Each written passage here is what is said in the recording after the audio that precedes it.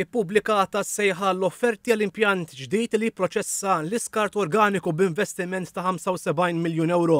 L-iskart organiku jikkonsisti l-iktar fi fdalijiet tal-ikel.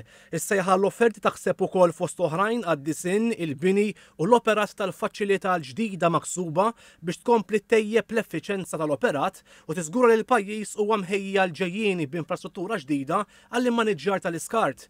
Il-faċilità l-ġdida li mistenni tkun ikkummissjonata sal-2028 ser ikollha kapaċità li tipproċessa madwar 74,000 tunellata ta' skart organiku fis-sena.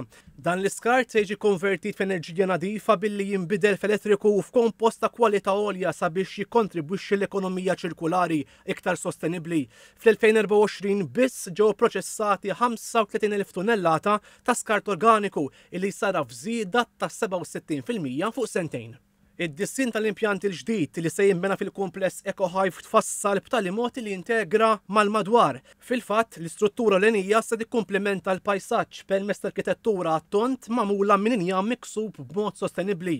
Barra minn hekk il-faċilità ħatkun qed tinkludi wkoll blokka tal-amministrazzjoni laboratorju.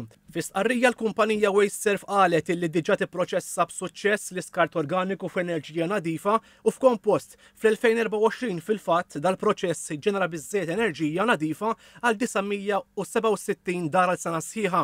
Ipproduċa wkoll 2,700 tunellata ta' kompost ta' kwalità għolja. Il-faċilità ġdida ħattejjeb dawn l-isforzi u ħażżid kemm il-produzzjoni tal-kompost u l-enerġija nadifa. Il-kap eżekuttiv tal-WasteServ Richard Bilocca qal li l-mistudji ambjentali diġà saru jirriżulta li dal-proġett għandu benefiċċji ambjentali netti u bis-sit identifikatu mħejji ix-xogħlijiet se jkunu jistgħu jibdew minnu fih ma li tagħlaq is-sejħa l-offerti. Spjega li dan l-investiment jenfasizza l-impenn tal-WasteServ biex tavvanza fis-settur tal-immaneġġjar tal-iskart tal-pajjiż u tappoġġja il-miri nazzjonali tas-sostenibilità. Is-sejħa l-offerti ħatibqa' miftuħa sal-10 ta' Ġunju li ġej.